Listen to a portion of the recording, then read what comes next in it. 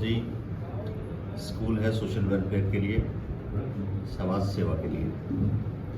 परंतु स्कूल अगर चले तो या तो सरकार से मान्यता ले, बच्चे की सेफ्टी सिक्योरिटी सरकार के नियम कायदे का पालन करें। मैं 2 महीने से आपके माध्यम से भी रिक्वेस्ट करता रहा हूँ कि 20 दिन की मान्यता नहीं मान्यता ले लें, अदरवाइज स्कूल को बंद कर दें। तो आज मैंने 7 स्कूल्स विजिट किए हैं, जिनमें से एक स्कूल जो rising star school convent school है, ये स्कूल ऐसा मिला जिसमें 8वीं तक की मान्यता, 8वीं तक के ही बच्चे हैं, फार्म 6 में जो फीस भरी वैसी फीस ले रहे हैं, यानी सरकार के नियम कायदे पालन कर रहा है। इससे थोड़ी देर पहले मदर स्कूल में गया था, उन्होंने मेरे को आश्वासन दिया कोई कागज उनके पास नहीं, वो कल से बंद कर देंगे। इतना मेरे को आश्वासन हो गया। क्या बंद कर देंगे सर? स्कूल को ही बंद कर देंगे। गुरुजी एकेडमी वाले ने मेरे को ये कहा, सॉरी स्कूल टाइम में कोचिंग को नहीं रखूंगा, और मैंने उसके पास बोर्ड लगे हुए थे नर्सरी टू 12 जो कि वो एक अकेडमी है, तो उसने मेरे को ये भी आश्वस्त किया कि कल से बोर्ड भी हटा देगा जी, और स्कूल टाइम में स्कूल का बच्चा मेरी अकेडमी में नहीं होगा। कंपटीशन की कोई तैयारी है तो दूसरी तैयारी हो उसको, उस पर तो हमें भी एतराज़ नहीं था।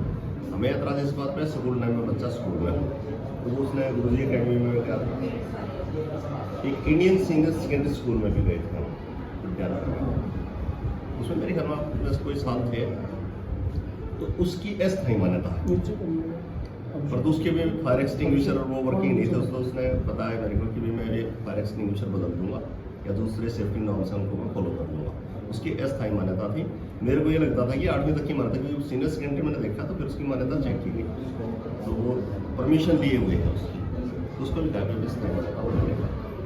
तो ज़्यादातर स्कूल बाल गोपाल स्कूल, हालांकि वो प्ले स्कूल की मान्यता लिए मेरा, उसके मैं लेके आया हूँ, तो फिर मैंने उसमें देखा कि जो पूरे नॉर्म्स हैं, तो उन्होंने भी मेरे को बताया कि जो रैंप वगैरह सीढ़ियाँ वगैरह हम ठीक कर देंगे, तो कुछ कमियाँ पाई गई जबकि मान्यता नहीं थी, तो उनको तो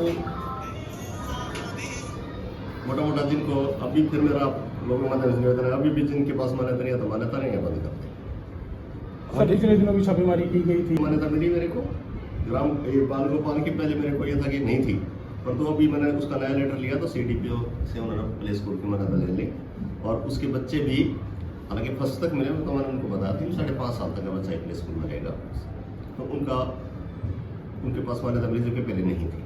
सर देखो 3 साल का तो वैसे हमारी आंगनबाड़ी में होता है 3 तरह के, बाल वाटिका 1, बाल वाटिका 2, बाल वाटिका 3। बाल वाटिका 1 और 2 ये है महिला बाल विकास अधिकारी, जो आंगनबाड़ी हमारे स्कूलों में भी खुली है, या प्ले स्कूल कह देते हैं उनको। बाल वाटिका 3 हमारे पास आ जाता है, या वो 5.5 साल का बच्चा सरकारी स्कूल में, जो उसको प्ले स्कूल में माने आप।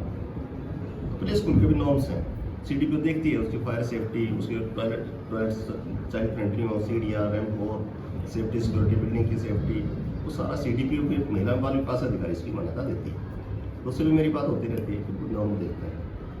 तो अब मेरे को तो ये शंका थी कि 8वीं तक की मान्यता के बारे में नहीं, परंतु उसके पास अस्थायी मिली, तो मैंने फायर एक्सटिंग्विशर उसके देखे तो बहुत छोटे पुराने थे, 6 फील में, तो उन्होंने कहा कि मैं 1 या 2 दिन में सारे बदलवा दूँ। कुल कितने स्कूल में विजिट हो चुकी है? आज 7 करेंगे मैंने, 7। तो इसमें जिनमें अकेडमी भी है और स्कूल भी। कार्रवाई सर कितना? एक तो आपके सामने ही है, बंद कर दिया है, जिसके भी नॉर्म पूरे रहने से भी बिगड़ी जाएगी। तो सर ये जिले भर में चलती रहेगी छापेमारी या फिर भिवानी की बात होगी? ये पूरे हरियाणा भर में है सर, जिले भर में नहीं। इस सरकार के नियम कायदे तो कानून का शासन है ये, तो सभी को पालन करना पड़ेगा। कलेक्टर साहब का लेटर है सभी DOs को, सभी को।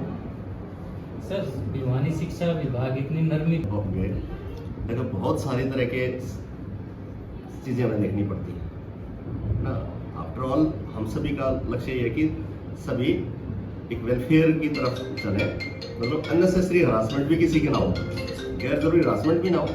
मैं आज सील करवा देता हूँ तो साल भर से वो सील नहीं हटेगी, है ना। उसमें फिर हमें प्रशासन का सहयोग चाहिए होता है, तो आमतौर पर उसकी भी मैंने DC साहब से रिक्वेस्ट करी थी कि भी ऐसी कोई बात होगी तो प्रशासन के सहयोग से सील करवाते हैं।